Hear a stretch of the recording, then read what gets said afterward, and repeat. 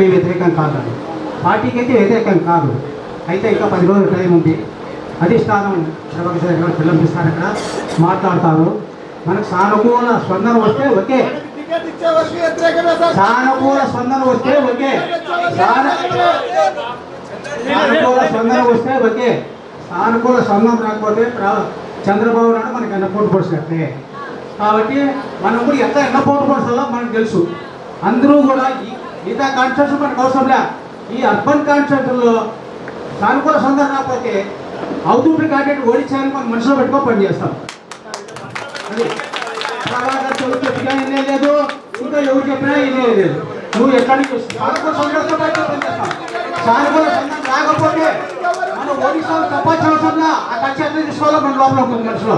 ఆ కక్ష తీసుకోవడానికి మనం తప్పులో ప్రయత్నం చేయాలని కోరుకుంటున్నాం.